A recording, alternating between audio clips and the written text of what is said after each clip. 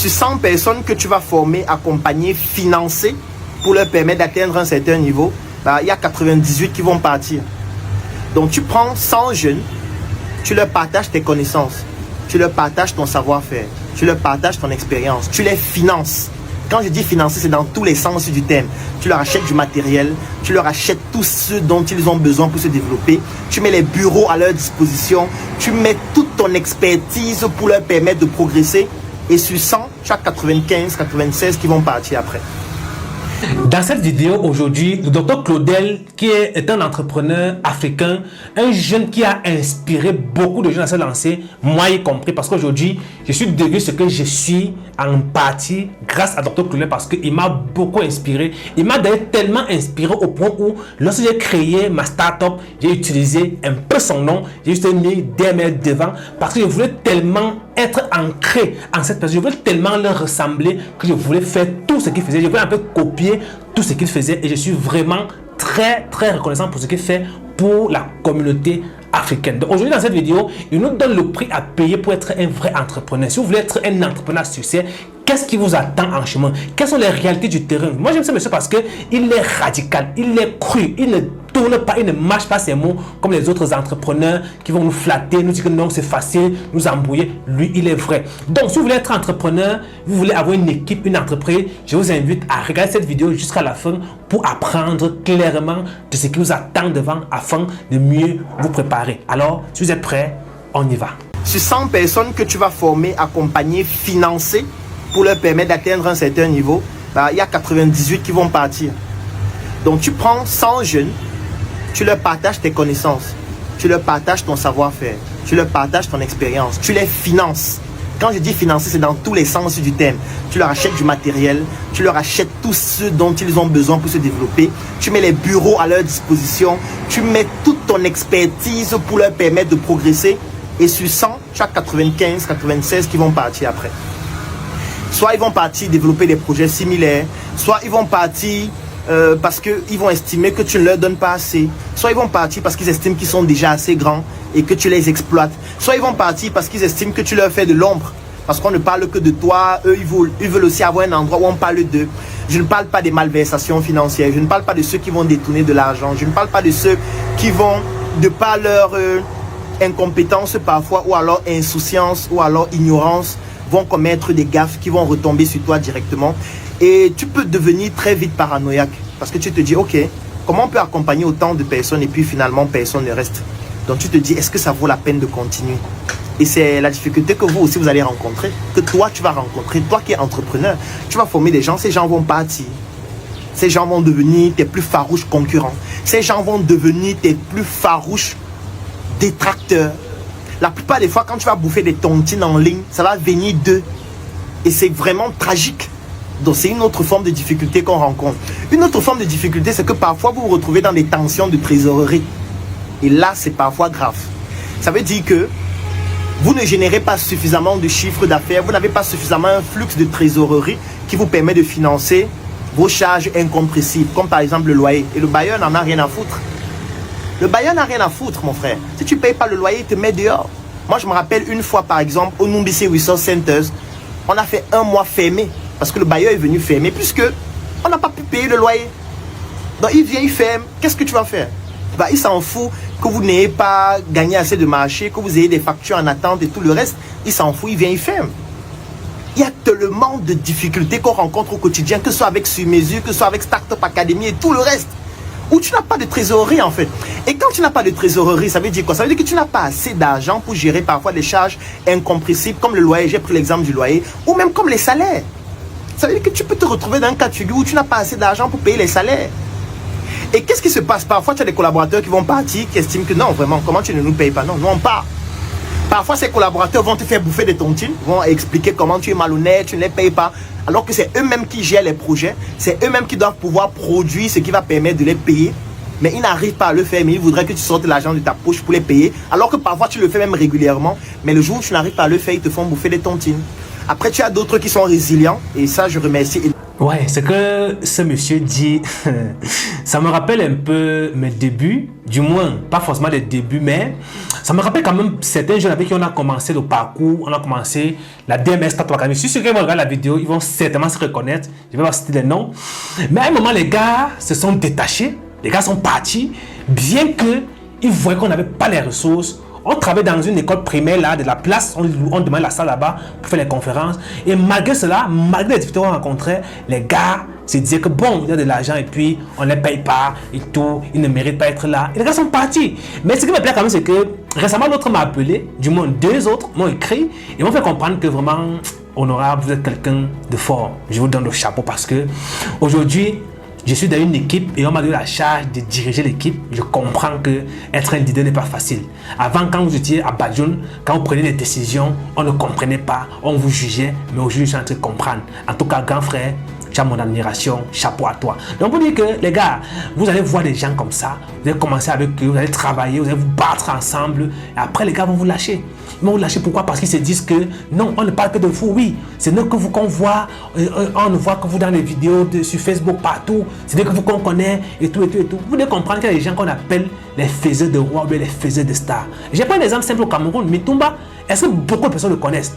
Il n'est pas très viral sur les réseaux sociaux, mais il y a beaucoup de gens aujourd'hui qui sont devenus des stars, qui signent de très gros contrats à cause de lui. Il y a des gens, des gros stars que vous connaissez certainement, qui aujourd'hui sont devenus ce qu'ils ou elles sont à cause de Mintumba, de Ebrezer, qui pour la partie sont passés dans ces séries. Donc vous devez comprendre qu'il y a des personnes qui sont derrière, qui façonnent le roi qu'on va placer devant, mais ça ne veut pas dire que le roi qui est devant, c'est lui qui travaille. Donc vous devez comprendre que vous aurez des trahisons, vous aurez des déceptions, mais vous devez surtout rester focus parce que si vous voulez suivre ces personnes, vous n'allez pas atteindre votre destinée. Donc il est important de comprendre que sur votre chemin, vous aurez des trahisons, vous aurez des gens qui vont vous quitter, mais et surtout, il y aura aussi des gens qui vont rester. Il y a des gens qui vont pas vous quitter, avec qui vous allez travailler, qui vont croire. Aujourd'hui, je peux citer quelqu'un comme Aurélien Tchekam, qui est un jeune avec qui on a travaillé depuis le début. Il n'a jamais été payé. Ce petit frère n'a jamais rien reçu, mais il est là jusqu'à aujourd'hui. Je peux citer Oscar Waffe, qui est le designer d'ADM. C'est lui qui gère l'équipe de design. Il produit les vidéos d'ADM, mais il n'a jamais reçu un seul rond. Mais le gars est là depuis 3 ans. Je peux citer Periades Manfo, qui est le cofondateur de New Creation Design, une magnifique entreprise qui fait dans la création des services du digital, l'infographie, le montage vidéo, qui est un petit frère excellent, qui produit des visuels de qualité aujourd'hui et qui n'a jamais rien réclamé. Même actuellement, ils sont en train de faire plus de 30 visuels pour la DM1 et qui ne réclame rien du tout. Sans oublier, j'y reste qui est notre monteur vidéo qui il travaille, il ne demande rien du tout. Je ne veux pas laisser celui qui est derrière la caméra, vous ne le connaissez certainement pas, mais c'est la personne qui, grâce à lui, on a des vidéos de qualité, il filme, il part monter. Il a décidé de quitter les choses à Bafoussam pour venir rester à Badjoun. Il n'est pas payé, mais il est là, il travaille. Daniel Sok, il a une chaîne YouTube. Je vous invite d'ailleurs à vous abonner à sa chaîne YouTube pour l'encourager. C'est un petit frère qui travaille. Ils sont là au quotidien, ils ne demandent rien, ils travaillent, ils croient en toi. Ces jeunes sont rares. Je ne vais pas oublier Jack Eko qui est un petit aussi excellent. C'est lui qui met les vidéos en ligne, c'est lui qui programme, c'est lui qui cherche les hashtags, comment optimiser la vidéo en ligne, comment monétiser nos chaînes, c'est lui qui travaille dessus. Et tout ça, ils l'ont fait sans rien demander, sans aucune récompense. Donc pour dire qu'il y a des personnes qui vont vous trahir, mais à côté aussi des personnes qui vont vous suivre. Je ne laisserai pas Karine Djouko, qui est une personne à ne plus présenter aujourd'hui. Je dirais que c'est la personne qui me motive, qui me donne la force de faire ce que je fais aujourd'hui. Bref, les amis, comprenez qu'il y a deux types de personnes. C'est des personnes qui vont vous décourager, les personnes qui vont vous accompagner, qui vont vous encourager. Ils sont nombreux. Je ne peux pas citer tous ces jeunes-là. Ils sont nombreux à la DMS Tattoo Academy. Je suis très reconnaissant d'avoir des gens comme ça. Donc, l'entrepreneuriat est un combat. Bref, je vous laisse continuer la vidéo parce que l'enseignement qu'on a dans cette vidéo, c'est lourd les gars, c'est lourd. Je remercie énormément ceux qui le font, qui se disent ok, c'est une période où on n'a pas d'argent, donc c'est le moment où on doit plus travailler pour pouvoir sortir de cette zone de turbulence. Ils se battent, ils donnent le meilleur d'eux-mêmes, mais au fond de toi c'est frustrant. Tu te dis mais comment est-ce que je n'arrive pas à assumer ce genre de responsabilité là? Comment je peux faire travailler des personnes comme ça qui n'ont pas de salaire alors qu'au fond ça te fait mal parce que même toi-même tu n'as pas de salaire. Ce n'est pas comme s'ils n'ont pas de salaire et toi tu as un salaire, tu te la roules carrosse. Non, parfois tu dois te priver de certains avantages pour leur permettre de pouvoir travailler. Ce n'est pas évident. Parce que les gens peuvent se dire que non, tu as tout, tu vis bien, on te voit sur internet. C'est pour ça que je n'aime pas être fake. Moi je me dis clairement ce qui se passe comme dans cette vidéo. Et dans toutes mes vidéos c'est la même chose. Parce que... Effectivement, ce qui dit que quand on voit sur internet, on dit que non, le gars est bien, on le voit tout bien habillé, il a une vie à l'aise. Mes amis, j'ai vu dans une cité d'étudiants. J'ai vu dans une cité d'étudiants. Mais ce n'est pas parce que je suis entrepreneur que vous allez croire que non, on est trop à l'aise, on a beaucoup d'argent. L'entrepreneuriat, c'est la résistance. Vous devez travailler longtemps pour construire votre richesse financière. Et parfois, je me retrouve en train de dormir sans manger, mais je suis parfois obligé de prendre les dernières ressources pour donner à ces jeunes-là avec qui ils travaillent. Parfois, peut-être les acheter un téléphone, les acheter peut-être un connexion Internet, les acheter peut-être un modem, un ordinateur. Bref, quelque chose comme ça pour les encourager afin qu'ils ne se découragent pas. Parce que parfois, on a honte. J'ai honte de les voir travailler, de les voir se battre, être au soleil. Tu les vois, ils sont des étudiants. La majorité sont des étudiants. Pérez c'est étudiant, Oscar est étudiant, Jéré c'est étudiant. Mais vous comprenez qu'il doit aller à l'école, il doit suivre les cours, il doit rentrer, étudier, préparer sa session normale, préparer son CES et en même temps produire des contenus pour toi. Mais en retour, tu ne payes pas. À un moment, tu te dis que tu es en train de les exploiter. Mais malgré tous ces jeunes, tu comprends qu'ils ont compris la vision et ils sont avec toi. Et il faut être reconnaissant. C'est pourquoi je profite de l'occasion pour dire merci à tous ces jeunes qui m'encouragent au quotidien. Merci à tous ces jeunes qui sont dans mon équipe et avec qui nous travaillons au quotidien, qui donnent de leur mieux pour qu'on puisse avoir des résultats. Je vous rassure, on sera ensemble dans le bateau à l'arrivée. Croyez-moi. Même si vous ne croyez pas aujourd'hui à l'avenir, même si vous ne croyez pas à la vision, mais vous me montrez que vous avez confiance en moi et je vous promets de toutes mes forces, je ne vais jamais vous abandonner. On va aller ensemble jusqu'au bout. On va faire le tour du monde ensemble. Un jour dans l'avion, je vous rappellerai ça. Regardez cette vidéo, je vous le dis, on fera des grandes choses ensemble. Bref, merci les gars pour votre soutien. Merci les filles pour votre encouragement, pour votre soutien, pour tout ce que vous faites malgré que vous n'avez rien. Mais vous êtes toujours là. Merci beaucoup parce que les personnes comme vous sont très très rares. Parce que ce qui va vous arriver sera violent. L'avantage, c'est que oui, vous auriez des collaborateurs qui vont comprendre ça, qui vont se battre, qui vont mouiller le maillot. Mais ce n'est pas tout le monde. Moi, je vais prendre peut-être un exemple. Moi, je me rappelle dans un projet, l'avantage, je ne vais pas citer de nom pour les cas où ça ne se passe pas bien. Donc, les choses qui se passent bien, moi, je cite les noms, comme Anne-Marie Akouda, qui fait un travail exceptionnel que j'ai cité antérieurement. Mais là, je vais, par exemple, prendre un cas de figure qui s'est produit, mais je ne vais pas citer le nom. C'est un projet que nous avons lancé. Et dans ce projet, il y a tout un organigramme, en fait. Ça veut dire qu'on crée une entreprise. Moi, je suis le président du conseil d'administration. Dans cette entreprise, il y a le directeur général, il a son assistant de direction, il a son équipe, il y a tout le nécessaire, son comptable et tout le reste. Et parmi ses collaborateurs, il y a un qui a les aérés de salaire. Parce que le DG n'arrive pas à atteindre ses objectifs. Parce que ce n'est pas moi, le président du conseil d'administration, qui doit venir faire le travail du DG. Non, ce n'est pas mon travail. Puisque moi aussi, je suis un investisseur et un actionnaire. Donc, on a nommé quelqu'un DG. Il a des objectifs, il a une feuille de route. Il doit pouvoir générer de la trésorerie qui lui permet de pouvoir financer ses équipes en termes de salaire et de tout le reste, parce qu'il a un budget.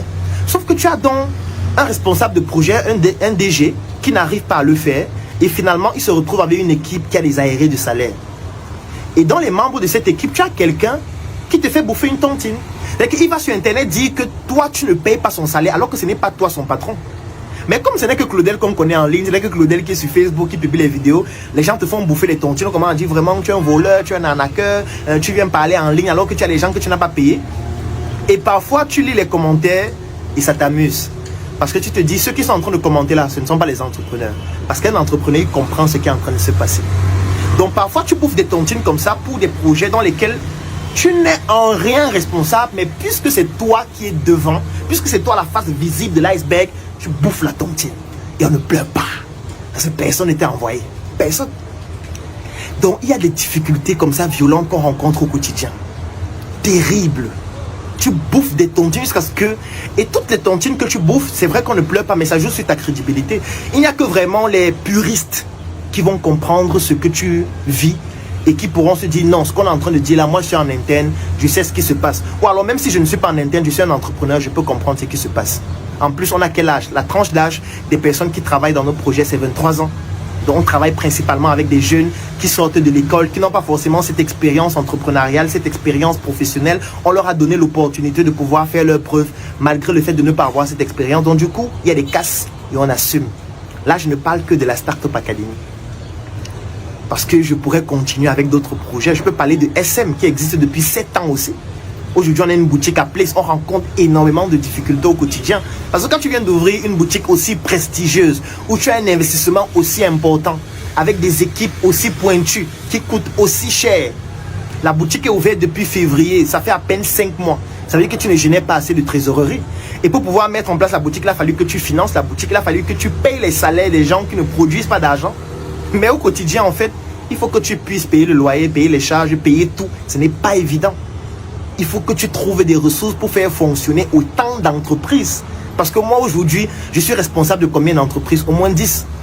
10, c'était Startup Academy. Startup Academy, c'est plusieurs entités. Parce qu'il y a Startup Academy de Yaoundé qui est une entité à part, indépendante. De Douala, qui est à part, indépendante. De Tchang, qui est à part, indépendante. De Côte d'Ivoire, qui est à part, indépendante. On a les représentations qui sont à part et indépendantes. Il y a Sur-Mesure, qui est à part et indépendant. Il y a le CENIC, le Claudel Numbisi International Consulting, qui est à part et indépendant. Il y a le NSC, le Numbisi Resource Center, qui est à la Nouvelle Route Bastos, avec son siège, avec ses départements, qui est à part et indépendant. Mais il y a mes livres, il y a tellement de projets. Je ne parle pas de Startup Group qui a ses filiales, qui est à part et indépendant, dont je suis aussi le président du conseil d'administration. Je ne parle pas des projets dans lesquels je suis un intervenant ou je suis un consultant. Je ne parle pas des clients. Je ne parle pas des fournisseurs. Je ne parle pas de la tontine structurelle africaine qui a lancé le projet Njoka que vous connaissez et le projet Smart City. Je ne parle pas de Unibrain. Je ne parle pas... Je suis en train de citer des projets, vous voyez, je ne parle pas de médecin 2.0, je ne parle pas de la vitrine. En fait, on a tellement de projets comme ça qu'on a mis en place et d'autres qui sont en train de venir, qui ont des équipes, qui ont des professionnels, qui ont un organigramme qui gère. Mais quand un truc ne fonctionne pas en aval, on revient en amont et ça tombe sur toi. Ça fait que tu n'as pas de vie en fait. Tu n'as pas de vie, ni familiale, ni personnelle. Ça fait que parfois tu dois puiser toutes les ressources personnelles que tu as pour sauver une entreprise. Parfois tu es obligé de laisser certaines couler parce que tu n'as pas assez d'argent. Tu dois te battre au quotidien. Parfois tu dois montrer une certaine image pour pouvoir garantir la stabilité et la fiabilité, l'image de marque de tes entreprises. Mais les gens estiment que ça veut dire que tu as beaucoup d'argent. Et quand tu leur dois de l'argent, par exemple, ils estiment que tu es malhonnête. Que comment tu me dois de l'argent depuis tu ne me rembourses pas alors que vous avez des voitures neuves. Voilà le genre de réflexion que les gens ont. C'est-à-dire que quelqu'un, par exemple, t'a fourni un service. Tu as avancé de l'argent. Ou alors il t'a livré un produit, c'est un de tes fournisseurs. Tu as avancé de l'argent. Parce que tu as fait une semaine, 2 semaines sans payer. Bah, il vient, il t'accule, il te dit, mais Claudel, depuis là, tu ne m'as pas payé. Pourquoi? Vous avez des voitures neuves, vous avez des bureaux luxueux, vous avez ceci, vous avez cela. Pourquoi tu ne me payes pas? Mais en fait, il voit le problème micro, il ne comprend pas que le problème est macro. Parce que lui, il vient se plaindre d'une chose alpha. Alors qu'en fait, il y a 1000 autres choses autour qui font en sorte que ça rend la difficulté de résoudre le problème alpha que lui il a. Mais personne ne comprend ça et personne en fait ne veut même comprendre. Parce qu'on estime que c'est toi l'homme à abattre. Donc, je ne sais même pas combien de minutes fait déjà la vidéo. Elle doit déjà être très longue. Et l'autre problème, c'est que vous n'avez pas les datas pour suivre. Donc parfois, on est obligé de faire court alors qu'on a vraiment envie de partager beaucoup plus que ça. Mais c'est dommage, je ne vais pas aller plus loin parce que si je continue, la vidéo sera trop longue. Peut-être les gens ne vont pas suivre et ça ferait un peu comme si je suis en train de perdre du temps. Ces difficultés, on les rencontre au quotidien, on les vit dans la chair. Quand tu reçois 100 nouvelles, 97 sont mauvaises. Donc tu vas avoir ton téléphone, tu as 7 messages. Tu ouvres le premier, c'est une convocation. Tu ouvres le deuxième, c'est une mise en demeure parce qu'il y a un bailleur qui veut t'expulser d'un des locaux dans lesquels tu es. Tu ouvres le troisième, c'est une capture d'une publication sur internet où quelqu'un est en train de t'insulter, quelqu'un est en train de dire que tu es un bandit, tu es un voleur, tu es un sectaire, tu es un sorcier, tu tues les gens, tu fais ceci, tu bois le sang. Tu ouvres un autre message, c'est un membre de ta famille qui te dit qu'il a son mariage la semaine prochaine, il attend ta contribution. Tu ouvres un autre message, c'est un collaborateur qui vient de démissionner. Tu ouvres un autre message, c'est un ancien collaborateur qui a créé une entreprise similaire à ce que vous faites, qui utilise vos bases de données pour pouvoir prospecter ses clients. Tu ouvres un autre message, tu ouvres un autre message, tu ouvres un autre message et c'est la même chose. Et parfois même quand c'est une bonne nouvelle, c'est une nouvelle selon laquelle, bon, ce mois quand même on a pu payer nos charges incompressibles, mais il n'y a rien en plus, ça veut dire qu'on n'a pas d'argent à se partager. Et du coup, toi, tu ne gagnes rien, les investisseurs ne gagnent rien, les actionnaires ne gagnent rien. Et au final, ils estiment que voilà, tu es un bandit, depuis 2 ans, 3 ans qu'on est là, tu ne nous donnes rien, tu es un voleur, vous voyez, c'est comme ça qu'ils sont. Les Noirs, on ne leur fait jamais confiance. Ou quand tu leur fais confiance, ils ne sont jamais réglo. Tu travailles avec des Africains de la diaspora qui estiment toujours que vous êtes des idiots, vous êtes des feignants, vous n'êtes pas sérieux, vous n'êtes pas assez compétents parce que eux ils sont aux États-Unis, ils sont en Chine, ils sont en Grande-Bretagne. Donc eux, voilà, ils ont plus la connaissance de la science, de l'entrepreneuriat. Et puis vous qui êtes restés en Afrique avec qui ils travaillent, Voilà, vous êtes tous des bandits, tous des voleurs. Il y a une condescendance incroyable qu'ils ont vis-à-vis du travail que vous faites. Et parfois, tu as envie de leur rappeler que, mes frères, vous avez fui l'Afrique. Hein? N'oubliez pas. Vous avez fui l'Afrique. Nous, on a décidé de rester ici. Donc, ce qu'on fait là, c'est dans l'environnement où vous avez fui. Ça vous a dépassé, vous avez fui. Il ne faut pas oublier ça. Laissons ceux qui sont nés là-bas. Parlons de vous qui avez fui. Certains par pirogue, d'autres par avion avec les dernières économies d'une tontine où ils ont volé l'argent pour fuir. D'autres, leurs parents se sont battus pour dire que fuis, pardon. Tu n'as pas d'avenir ici. Parfois, ils oublient ça. Mais on bouffe des tontines au quotidien, mais on ne pleure pas. On ne pleure pas. Et moi, je fais cette vidéo pour que toi qui es un entrepreneur, toi qui es africain, toi qui résides en Afrique et toi qui entreprends, je suis sûr que dans toutes les difficultés que j'ai présentées, il y a certaines que tu rencontres aussi. Sache que Claudel aussi rencontre les mêmes difficultés. Ce n'est pas parce que tu le vois sourire sur une photo, parce que ce sourire, en fait, c'est un mindset que je suis en train de transmettre pour te faire comprendre qu'on ne pleure pas, parce que ça ne va pas résoudre ton problème. Tu peux pleurer dans la chambre, tu peux pleurer à la maison, mais quand tu sors, tu dois sourire, parce que ce sourire-là entraîne des vibrations positives dans ta vie qui te permettent de trouver des solutions à tes problèmes. Donc ne pense pas que comme Claudel sourit sur des photos, ça veut dire qu'il n'a pas de problème. Il a les mêmes problèmes que toi. Il a les mêmes difficultés que toi. Il a les mêmes challenges que toi. Tu as fait la cellule? Non, il a aussi fait la cellule. Tu es peut-être en prison? Non, il a failli faire la prison plusieurs fois. Il a déjà été chez les procureurs plusieurs fois. Peut-être il va même te rejoindre bientôt. Tu as fui le pays? Non, il a voulu fuir plusieurs fois. Il a voulu partir plusieurs fois. Il a voulu tout abandonner plusieurs fois. Chaque jour qui passe, il a envie de tout abandonner. Tu n'arrives pas à passer du temps avec ta famille, n'est-ce pas? Claudel, c'est son quotidien. Parce qu'il est toujours en voyage. Parce que parfois, ses projets sont prioritaires par rapport à sa propre vie. Parfois, il doit se priver de ses plaisirs personnels pour qu'un projet puisse se développer. Il vit les mêmes choses que toi. Maintenant, ce que tu dois comprendre, c'est que si Claudel et toi, vous vous mettez ensemble pour faire un projet plus grand, ces difficultés-là, on va pouvoir les amortir parce que nous serions plus nombreux à pouvoir résoudre ces problèmes-là. C'est la leçon que je veux te passer. Les gars, on rit comme ça. Seigneur, c'est grave.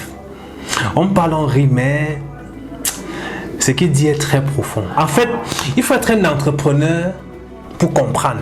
Il faut être quelqu'un qui a une équipe, qui a un loyer à payer, qui a des impôts à payer, qui a la lumière de sa maison, de son entreprise à payer, qui a des jeunes avec qui il travaille. Parce que travailler avec les jeunes aussi.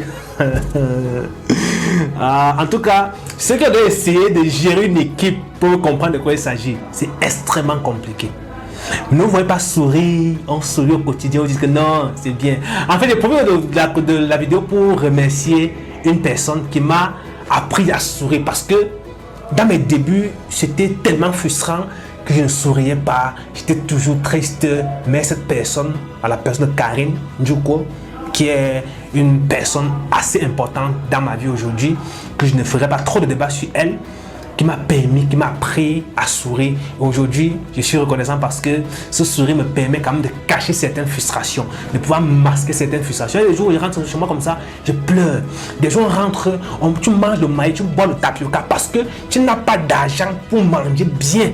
Mais tu te sacrifies quand même parce que tu veux donner une belle vie à ta famille, à ton entourage. Moi, je suis quelqu'un qui a un principe simple. Je peux souffrir, mais je me bats toujours à ce que ceux qui sont autour de moi ne manquent de rien. Être entrepreneur, c'est accepter se sacrifier pour que les autres puissent être à l'aise. C'est accepter être au service des gens. Si vous ne pouvez pas être au service des gens, ne soyez pas des entrepreneurs, les gars. C'est assez compliqué. Bref, j'espère que la vidéo t'aura appris quelque chose. Si c'est le cas, alors abonne-toi si ce n'est pas encore fait pour d'autres contenus qui seront encore beaucoup plus motivants. Et surtout, partage la vidéo à tes contacts, à tes amis. Permets de venir voir cette vidéo pour pouvoir apprendre aussi, pour pouvoir s'inspirer et surtout se booster. En tout cas, on est au quotidien, on est au charbon, on est au four au moulin, on se bat pour vous apporter de la valeur chaque jour. Alors en retour, likez nos contenus, partagez.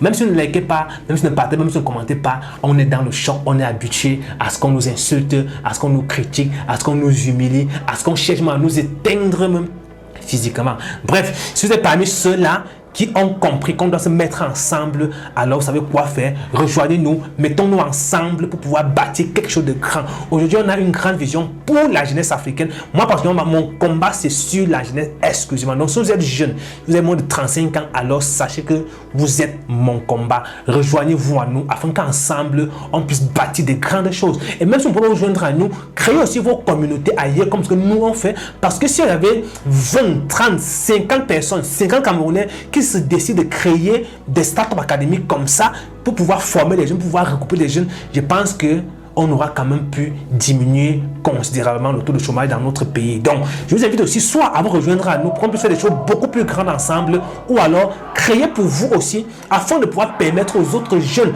de vos différentes localités de bénéficier de votre expertise, de pouvoir bénéficier de votre expérience pour pouvoir aussi grandir. Si vous voulez peut-être, dans le mesure du possible, être informé ou alors prendre connaissance, comprendre la spiritualité dans les affaires et aussi l'éducation financière, alors on organise constamment des formations là-dessus.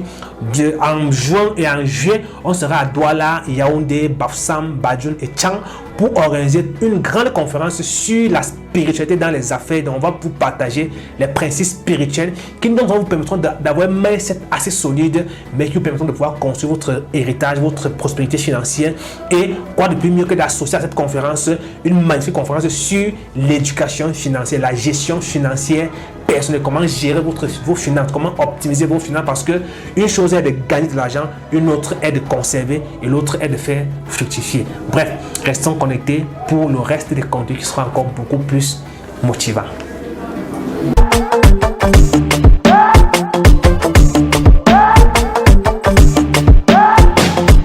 Le parfum n'a pas d'effet qu'une bonne odeur. C'est grâce à lui qu'on dégage cette vigueur. La chaussure accompagne la carrure des vraies carrières. Normal, c'est la marque des leaders. Distinction, différenciation, élégance, prestance, aisance, délicatesse, atticisme. C'est du sur mesure. Les avocats me regardent parce que tout le linge a été fait sur mesure. Par mesure de précaution, j'ai pris la mesure de me saper en sur mesure. Maman yo-yo, je suis sapé, je suis flingué, parce que c'est du sur mesure.